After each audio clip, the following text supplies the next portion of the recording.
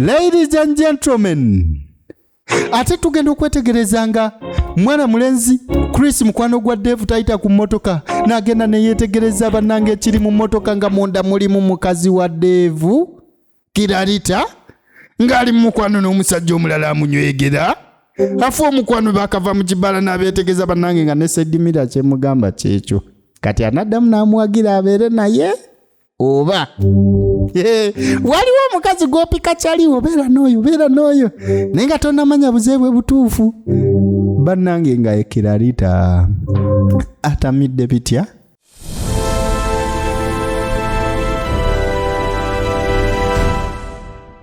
Yes, so right to twakomewo nyiri tutandikidde tuli ku kitundu kyaffe ekyokusatu ati breaker yagumenya wano wetwasembyeyo okulaba mu kitundu ekyabadde ekyokubiri nga mwana muwala Kiralita ku luno yeevuddemu aleese surprise nga mu mwami gesinga nkimanyi tosobola gesinga nti kiki okimanyi bebi ngeze mu katale n'engula ebyokufumba era ngenda kufumbira ekikigwe nga gwafumba nyabo otufudde. No. Nedda mama. You want to cook? Nga gwafumba. Nedda mama tetwaki. Chogambe mmere yange tojagala. Emmere yo njagala. Si wenjogedde bwenti olabayo. Olaba. It's just the whole hustle. Just sagala omenyeke nnyo. See how beautiful you are. Sokulaba obulungi bw'oliko bebe. Bring you down here. Besti mukyala yali alimbiddwako bino. Mbumawo omusajja tayagala mufumbirwa oba tayagala mufumbira omusajja gwafumbirwa tayagala mufumbira my bloods bakusiba akawero ka bulaka ku maaso. You look beautiful. Nagamba onyirira all day. Njagala onyire bunyiizi lunakulamba osireyinge. No, amen. Yes, baby.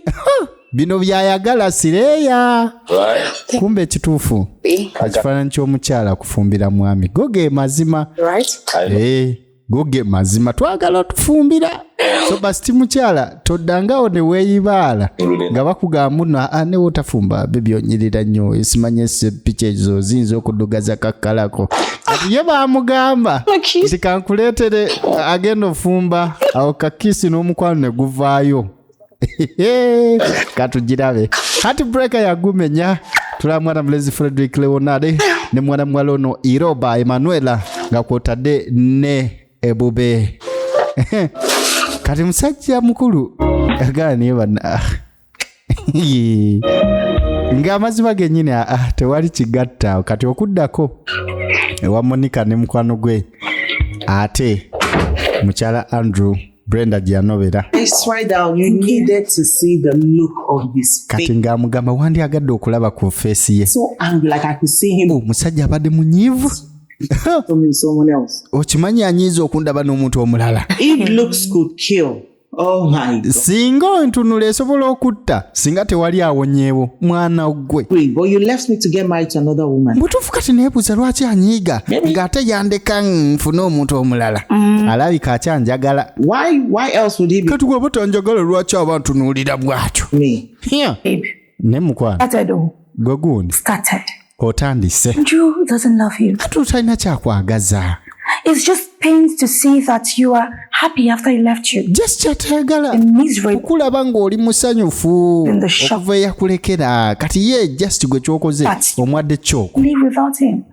nti osobola okubeerawo hatali please. Andrew might come back to you because Bambi saagala obirowoozeko mbw Andrew ayinza okuddira Came back. sha He's back. ni bw'oba akomyewo ng'ani amuddira ayinze mbu Brenda tasobola kuddira Andrew ku bye yankola nedda mukwano tekisoboka well, naga kale it's good you know. kirungi nti okimanyi But otimanyi eki automatically bwe kyayireka naawe Babe, you know what? naala mukwano Forget about that Andrew guy. lwaki teweerabira bi Andrew Focus on the man that loves you. ofokasinga ku musajja akwagala ebitagambika Day you might start liking him. kwegamba tomanya mujja kwagala okay. Omanyi okubanga ekyaddeevu kyakusika busisi yeewuunyizza bambi okubeera nga ate omusajja mukulu yamububidde we yamulabye n'omuntu omulala naye ge ebyaddala bwe breaking up ekintu ekyo tekimala gagenda mulundi gumu kibaawo muba mukyebubula Era mudinga n'amangu ago musobola okugira naye wayite banga mayibuloza. Let me help you. Kati ono yajja ewa Brian namwe lwaki tonganya n'enkuyamba. Truth, you are dying of loneliness. Nkiraba oyaggayaga ofa obuwulu. Be a companion. Izikiriza nze mbeera omuntu oyo. Air that you breathe, come on. Kambeera empewo gy'ossa. Maybe the eyes that you see. Kkiriza mbeera amaaso g'okozesa okulaba. Put on. Mbeera ettaka kw'olinnya ebigere. Couldn't okay, man. Okay is for Ndi musajja mulungi naawe ondaba. from heaven. Ndi fresh from muggulu. How a real man should treat a beautiful woman like Ate mmanyi we bali treating. Wabula Kimala yasamira ofulume. Nkiyira ebyokunywa fulume ennyumba. Leave an imprint on your body. Get out! Fuluma agenda. Kati bambi ye Chris. Mukwano ne bannaye ate tulina emikwano. Obanga oli kyali wa muno naye ng'oli wa kisiru modulo. Nga kyaliwo waava w'oyagala okudda sina kindi. Kyaliwo waali w'oyagala okudda mwana oli w'amazzi. Ekyo kyonkubuulidde. Embwa bwe ziti gye ziri nga kyaliwo naye nga ku mukazi wo kwafiira gy'obeera abalala tabalaba. Kale ekisiwo ne waba ekisiwo kyandibadde tekikola makulu. Brenda kyamuluma kati eyo nga tuvuddeyo. Okudde wa Kirarita. My goodness. Kirarita akubwa. Yeah, I'll be coming to the club tonight. Kemateeka nina okusalawo ku club. Probably getting the VIP. Ate kansuubire tugenda kuba tukiringirani mu VIP. Okategera. Love to go to the club. Okimanyi naawe njagala nnyo ebyokuba ekibaala. Kirarita zino zembeera ze. Of course not. Kisheleka nawe. Not worry about the expense. Lwaki weeraliikirira ku byensaasaanya? You know, Boss lady, don dada wendi. take care of the expenses. Ebyo byonna ngenda kuba mbikwasaganya please. Okay. Naye byaddala ba besti nze mbabuulire. See ya. Muli mu layini z'essibuuka. Aiki. Omukazi ng'okubwa. Ne bw'aba sigala busigazi. Ne guba mwenge tetuzigatta. Ne laba omukazi gwagenda okuwasa. Naye mwana wa mugagga balina sente. Okiwasa oba ogudde mu bintu oba CEO. Kati we tuvaayo. Chris avudde mu kwana. Zeeta Monica basinkana wano. Chris! Why is Chris? Why is your face like this? Kichingo oyambadde bw'oto storage. And you need to see how your girlfriend treats. Nembu tufuandira bye girlfriend wo engeri gy'ampisiza. Walk me out of our house Nangoba ng'agoba kasasiro. to quench Nze the loneliness. omuntu abadde agenza omumalako ennaku y'obuwuulu. Have that mind to even walk me out of our house. Nangoba bugobi bw'atyo. Don't suffer. Nono yagamba mbi. Fire service officer. To quench and loneliness. Omukulu abadde agenza okutaasa. Oh, fire is the Kati fire extinguisher eriwa gy'obadde ogenze nayo nga sikulaba nayo. Is that all you have? Gwe ebyo byokka by'osobola okuŋŋamba ku byenkunyonyi. I have to Ebyo bye nnina okugamba. left your house to Kubanga ovudde ewuwo n'ogenda ew'omukazi mbusimanyi omumaleko ennyonta y'obuwulu. because if I was in a ship, Wabula ate oyo muntu mulungi. if I was in a ship, Mbakuwanzi nga nze oli mu bigere bye mbweggwe. anything and you're here whining like a baby, Toyina nakootu toli wano oyaayaananga mwana muto. I would block out this Nandibadde nkwata ebiiso byebyo ne mbikuggyamu. to eat. Ne mbiwa embwa n'ebirya. Naye gwe Okay. otegeera. Okay. Oli oke tondaba nga ndi fayini. Okay is made in heaven. Nze n'akava mu ggulu. Nkola mpya. Brenda will be the one. Nze nkakasa. He will say that. Brenda ajja kuneegayirira. Please. Agambe. Please. Bambi Chris. Daddy. Chris nga negayiranga vijja Chris sweet. Chris sweet. Yagane mukama. You are not in a good mood. Wabula mbwa gwo nsanze mudu nungi. Singa sibadde mudu andi kubyo. Wabula tambula nawo nviire. So highly of yourself. Mbutufu gujeyita. It's only a pig. I would date a stupid pig like you. Katondest. Munviire. Bishop walking. Amuga omukazi omusirisi asobola okubeera n'omuwumba tuutu nga gwe. Looking fresh. Wanze ndi fresh. Beg me now. Ajja kuneegayirira. Okay, it's fresh. So fresh from heaven. Ajayita. Kati musajja mukulu. Ayingira ekisenge naye nga kikyumuuka. Mutufu yatunuulira akameeza. Nagana ekiki kino kye nina mu nnyumba muno. Kyamuggwako ng'ayingidde ekisenge. N'omuwala mukyafu mujama akubwa. Naye bantu mbalaba kunyira ku munenga What exactly happened? munda tufiyebuza biki bino. Clarita is not smoking from the house. Nagamba Clarita tanywa bunywi sigala mu nyumba mu kisenge, anywa omwenge. She's not masturbating with sex toys. She's screaming. Kwe kama nagenda ebweru ng'awoggana okuswaza okw'ekika ekya waggulu. Kwe kama tanywa bunywi sigala, takuba bukubwa kayaga, agattako n'omwenge, ate omwenge guno gw'obutali gwavunaanyizibwa.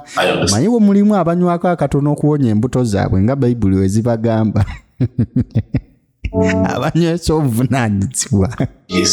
Naye Bayibulaza gwe kasitoba nga besti andaba obanga onywa n'ovaako ngenda kusindikira onyiri luli mu ngero essuula 2 onyiri olusooka lukutuule mu Lugamba. Omwenge mukudaaze ekitamiiza muleekaanyi byakyama olw'ebyo talina magezi, si byange, byangero 2 olusooka. Kwetagawo kale wekiba kisoboka kyesonyiire ddala nemutuufu ekiri ku mbeera ya Clarita mutuufu yagamba nakola loosi nejjukira muwala wa mugagga aliko akasente. Mwankyaliwe Chris yamugamba ssebo olina okumanya nti waliwo business marriage. Kati gy'olimu okudde eno bambi. Hey, babe. Monica ng'akomyewo. Delivery guy at the door. Nagamba waaye. I believe this. Delivery guy aleese bino ku luggi. Nkiwa biveewo oyo akwagala okuzaama. Bring me gifts. Nagamba n'ataani aweereza ebirabo. Looks really cute. Birungi. Is it from? Bless. Katulabe obaani aweereza. Ne kano kaakabi. What's in? Mulimu ebbaluwa. Kati. So the most beautiful, strong, and eri omukazi asinga okunyirira era omuvumu gwe mmanyi. I hope your day is as sweet as you are. Ansuubira ennaku zo nnungi nga bulijjo. Nze Devu akwagala ekiki bannange. This is so sweet. Bannange kino kisuufu. Does he have to do this all the time? Lwaki bino abikola buli kati? Loves you. Kubanga akwagala. Yeah. Hey. Well, I know you can't relate because you're not used to. Ntimanyi munaye tosobola bigumikiza kubanga tebatera kwagala nnyo nakuwabirawo ebityo. See him treating you. Nesooka olaba engeri gy'akukwata ng'omumbejja. Realize that he's the one for you. Bambi olina okimanya nti yeewuwo ddala. Omwagale. When last did you receive gifts? Linda kwasemba ofuna ebirabo. That stupid Andrew did. Ekyo ki Andrew kya wabula maama lekera we bya Andrew bireke. Ebya Andrew tayagala bizza. Kati ewe tuvaayo tujja tulengera emmotoka ejje parking okumpi n'ewa Devu. Ani agirimu. Ladies and gentlemen, ate tugenda okwetegerezanga mwana mulenzi Chris mukwano gwa Devu tayita ku mmotoka n'agenda ne yeetegereza bannange ekiri mu mmotoka nga munda mulimu mukazi wa Devu Clarita ng'ali mu mukwano n'omusajja omulala amunywegera. Afu omukwano bakava mu kibala n'abeetegeza bannange nga ne Sedimira kyemugamba kyekyo. Kati anaddamu n'amuwagira abeere naye oba waliwo omukazi gw'opika kyaliwo beera n'oyo naye nga tonnamanya buzeebwe butuufu. Bannange nga Clarita atamidde bitya emmotoka epaakinze wabweru wa maka gadde ga Andrew sorry. Bannange sikiraba nga yamala akiraba. Not only that, she's a bad cook. Ne mutufu ono omukazi si kufumba bubi kyokka. A woman being with a terrible being. Wabula mukazi alina ebiyisa ebyekisiru. What a shameless she-goat. Yenga aswaza okamala. Man, front of her fiancé's house. N'anywegera omusajja amasekati ga baawe. Bannange kyamusukkako. I'll show this. Hi! But I still have to encourage Andrew. Never come nine in omukaka mwagale. About this. Of everything. Kubanga singa tawasa kino kikazi buli kimu kigenda sana wakati nkole ntya. Brenda. Bambi ayinza okudde wa Brenda. Tekyo sijja kyagala. Goat. Ne mukama. What kind of she-goat is this? Yamuyita she-goat nduusi. Eri awo nduusi. Now look. Gweki ekyo kimanyi ate bannange osobola okukola ebizeezeze ebirala omuntu n'abigumira. naye ekize ky'obwenzi my brother oba weeriko besti mukyala kola byonna naye toyenda mulinzi olwo ngambe ne ba besti mwami mubegambire mu comment section yakoma watermed simanyi wano we wange kashikana kayimeredde wano omuntu awumule mukoyebaka Clarita. Yaga gwe Chikinalita. Where are you coming from in the mazima da ovawa esawa zino mwene embeera nenga afaayo. Clarita, do you realize Kiralita omanye ngeri gye mbadde nkweraliikiriddeko on your phone all night nkubye essimu y'ekiro kiramu omukazi teyasuzewo akomyewo ku makya ssebo that you're not at theirs? nenkubira n'abazadde ne bagamba tino toliyo ovaawa. So who are you to question? Mpozi gwani ambuuza bino ebibuuzo And you even reek of alcohol. namazima owunya n'omwenge So you've been drinking, eh? obadde onywa kiro kiramu mbuuza Whatever I choose to do, kyonna ekyensalawo okukola business. bambi tebikwatako mpulira kati tema fuluma genda mutufu yatunuulira omukazi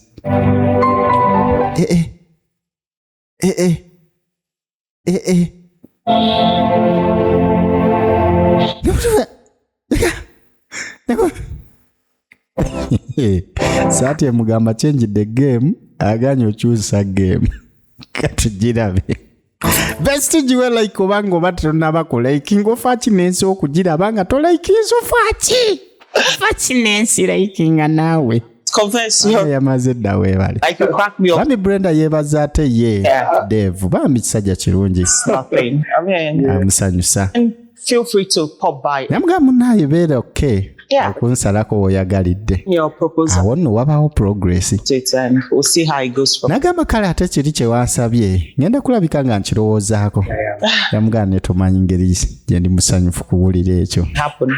naga kyonna ki tomanyi ekintu kyonna kisobola okubaawo You see you all. kale tugende nkulinnyireko mu byakuleese Funny. Like you have some. bambi kyakoze proposal nekisaba omukulu yalina okujja eri omukazi Kiralita mwala w'omugagga ekitunuulira naye nga talina kyakkola mukazi we agenda namukuba mbaga mwala wa bosi aba agudde mu bintu wali wonna n'asalawo ajja mugyemu engatto nga bagentleman we bakola. He's a gentleman. Andrew gentleman. Amugyamu engatto. Kadawo best just ayagadde ziddugaze ntebeze naye nga tali gentleman. Ayi tulina wano babesitinga omukwano gw'abakeeta gw'abatama nga buli kyalaba ekintu ekirimu laava awulira nga Misery. nyagamba ne bino mbeera ki Pain. This is everything wrong. bami nga kyalaba kikyamu ebitagambika I'm already committed. naga neolwo ndi committed. Now what do I do? Tennakola ki If I call this thing off, singa mbiyimiriza I'll lose everything. ngenda kuluzinga buli kimu The slum. My enemies will laugh at me. ate singa ngwa balabe bange bajja kunsekerera You know, yajjukiramu so nice. And then this jollof rice is just one. You know, lumu Brenda yali amufumbidde I will probably jero rice get jollof from this. bami ngaafumbye bulungi omuceere oba ffe tuguyite piraawo simanyi It's no, you finished everything. I finished. nagamba kirungi nti ogiridde ate nsiimye nnyo okuba nti njiridde nga nawe wooli I mean, it's my job to make sure. naga mulimu gwange munange okukakasa nti banga alyako emmere k'ewaka ng'avudde ku mulimu Every day after work. ate buli wava ku mulimu olina ogisanga And I'm glad that you love to eat my food. ate ndi musanyufu nti oyagala nnyo okulya emmere yange You always eat with me. koye nti n'ekyokuba ng'olya nange kinsanyusiza ddala Please welcome, baby. naga kale webale kusiima mukwano bambi ye Brenda ebyokufumba yali amanyi naye Kiralita Lord have mercy. abijjukira bujjukizi omanyi After it does their work, I still have to go to the kitchen. nazzi kuno nga Brenda oluva ku mulimu anfumbira ne kati nze alina ogenda mu kiyungu nga n'akava ku mulimu Being hopelessly drunk here cannot. butuufu kiri wano kiri hopeless likikola gwakunywa tekirina makulu ebyo binyuma nga biri mu birowoozo It's an attempt. kuba n'omala obifulumya Ends up cooking potty. omukulu mutasobola yadde n'okufumba amazzi ne gajja tegwe ekyo kiba kivumo oba tosobola kufumba amazzi ne gajja kati osobola fumba ti bambi Chris, on a serious note, okudde woona you just forget me. kyali wa Chris You don't discuss like fuel for my country. Where they play? I start to follow Andy, I've been Andrew, that your guy. So kati bambi kyaliwe where they happen now? n'abagamba Chris ku bya Andrew Never blow, no wow. nagaye mwana just zigizanga naye Makes sense. You understand? Transaction where me and Andrew they run. In fact, we want to marry the chief's daughter. kati ng'amutegeeza amawulire ag'okuba nti Andrew agenda kuwasa Of GMO. muwala wa chief wa GMO Oil Company ogundi yebanga omanyi okubanga olinga olina ka totaalo wano Nonsense, man. We see. CEO wa totaalo amafuta ga totaalo oba sheero You know, I know their character. You know, most of these rich men, they are kati yakimanyi bulungi one, they are lazy. nti bawala b'abasajja abagagga batera okuba lezi Like this girl, naye ono her own worse. ebibyo bibi nnyo Why they cast that like? namugamba lwaki oyogera bwoti nagamba olaba This girl get mind. Oh, no. Market, lumu yava mu katale fish, buy all the ingredients. n'agula byonna ebyokufumba atufumbire He pour everything for pot, both water, everything. What did it vex me? They say, in fact, when we are eating this food, I don't know whether na hypo or soap. They wash the. ono kyamusukkako They wash the.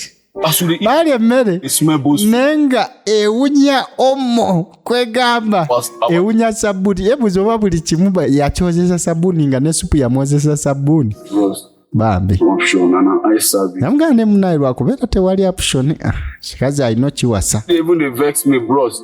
Not even matter of the food. They talk about food now, different thing. This girl no get manners at all. agamba ng'ovudde ku nekyokubanga omukazi tamanyi kufumba kiralita talina mpisa That's bad now. Wait, ekyo nga tekibi I mean, kiki kyaliwo Plan to ogambye oli yagira kati wamugamba nti ali mu bwenzi Look like this. agamba oli mulwadde So Andrew will call off the wedding. kati mugambe nti nno omukazi wayenda embaga agiveeko ate kati tusiraane gwe olaba bigatta Collect the money so that sooka kiwaze afune sente gwe gundi you say, you know, say if Andrew find out, Andrew will call off the wedding and Andrew will go back to era singa namugamba nti nno omukazi wayenda automatically aba agenda kudde wa Brenda this week. ate okimanyi ki Brenda nange nkyagala mwana Andrew to go back to that girl. kati ate waaba azzeeyo mba ndi muloosi that one, namugamba ne mwana olaba I not support you. sikuwagira ku ekyo For whatever reason you mu buli ngeri go yonna back to his oba ki S4. tosobola kubeera ng'ate obeera mu laavu So? ne ex wakyaliiwo naawe nedda Getting married to her. kiki naawe ate nkugambye ono agenda kubeera ng'awasa oli ate kati odda mu bya ex focus yakubeera ng'ono awasa kiralita please ebya Brenda biteeke ku mabbali It's not my business now. I'm not the one getting trying to make sure that Andrew married. So leave all those. kati ye ekigendererwa ki ekikulu kulabika ng'afosinga obufumbo bwani bwa Andrew ne Kiralita my blaza it's me boy VJ JoshK. Listen, this is Salungo. all my friends are coming in from the States. Kati Kiralita ng'akuba essimu akubira wedding planner I don't want any mistake. agamba saagala nsobi yonna Know that you won't be, gwe kyomanya mikwano gyange gigenda okuva ebule n'ebweya abamu bava bulaaya you can actually opt out. ate gwe kakasa nti woba togenda kubisobola nsobola okukyusa okategedde. So on that note, after the wedding, please get me back. Embaga webanga ewedde automatically No. onfunire yawe tunakikubiramu ne bakyali bange I want to go on a vacation n'ekirala to Santorini. tugende ku vacation n'omwami wange tweyagale akakabi tutwale oba Dubai oba wa Date for the wedding. kati bamusaba date We don't have a date fixed. tetunaba fixinga date naye Once the date is fixed, I would have that communicated to wenaaba eri fixed nja kuba nkutegeeza the budget. olidde budget eri ki Ambuza. Just 50 million. Milikwesa 5 just. Ayi. It's okay. Chiri okay. Omanyi omugagga. It's alright. Tabagaine nganamu. Yeba mugambye embaga okugitegeka. Ate jja kumalawo milikwesa 5. Sente si kizibu kye. Kati lumu n'abakyala ng'ajja mu kiyungu enjala emuluma. Okubikula sepiki nga sinkalu. Nagambe kiki? Omukazi alina ofumba wulira. Andrew left the house. Omusiru no Andrew afulumye ennyumba. Making something for me. Nga tanfumbidde byakulya. Hai. Mad or something. Mulalu kiki? Ono mukazi agamba bawe afuluma ate ennyumba nga tamufumbidde. Mukazi. Hello you. Katugirabe. Naga kale kankube ku ssimu. Kati ng'ajjayo essimu akubira ani? Wulira. Hello, Daddy. Tata. Good afternoon, sir. Oli otya ssebo? Daddy, I'm fine. Tata ndi fine naye. Walk. Andrew ali awo ku mulimu. Bawe. Tata bambi. Release him back to the house. Nkwegayiridde Andrew mugamba akomewo ewaka. He left the house this morning. Okimanyi Andrew? Here's something for me to eat. Avudde ewaka nga tanfumbidde kyokka nze enjala ennuma. Alopa wa taata. Tata yaddamu ki? Thank you so much, Daddy. Webale nnyo taata. I just don't even know what to do. Butufumbadde simanyi nakyo kyakukola kitibula. Ekijjo kiyina kingi. Taata ssebo naye yasalawo mbu agobe Andrew asooka adde ewaka atereeze omwana ttu afune ku byokulya.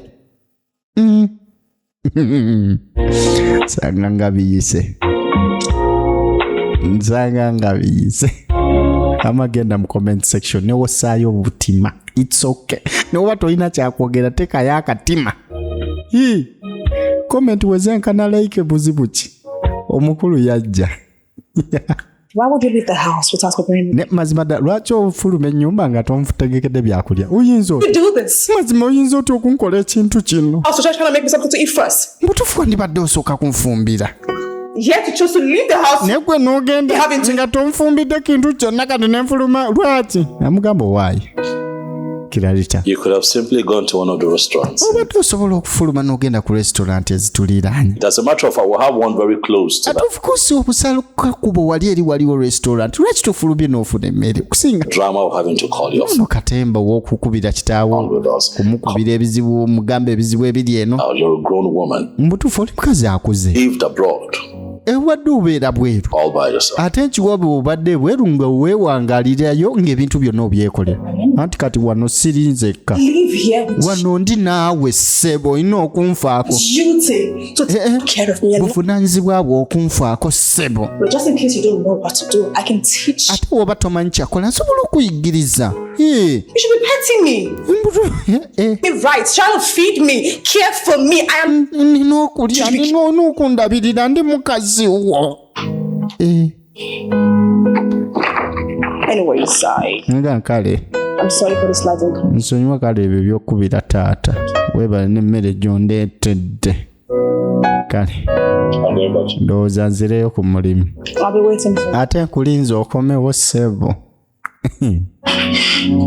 Ssebo n'abakyala asanze mu kiyungu nga tewali kaliyo n'akubira ne gwe sente oyina amaanyi. Ne waliwo abantu beetakolako.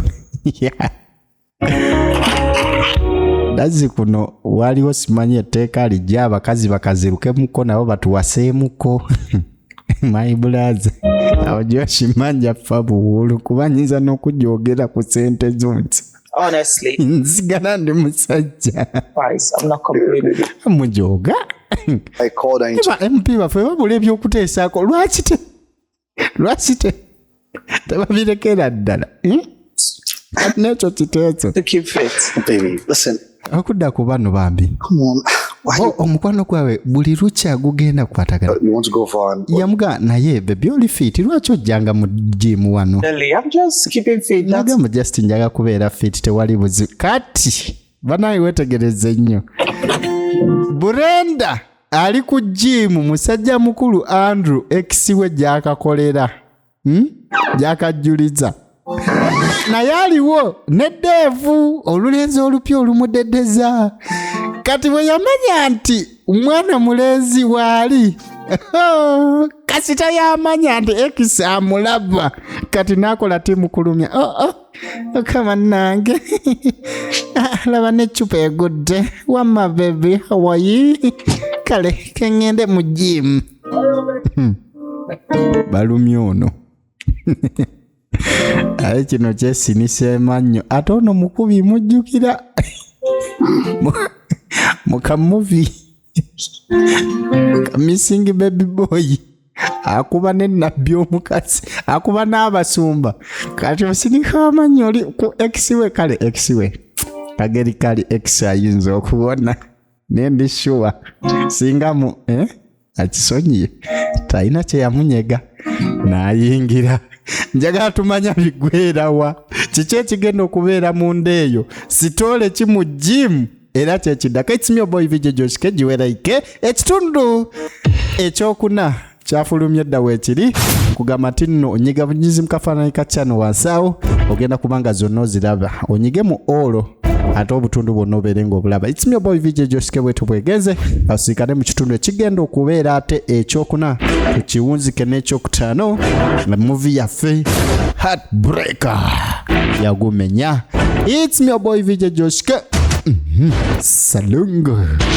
A video of more value. The value created by both you and me. Your own hands-made celebrity. I love you, my besties. See you in the next part.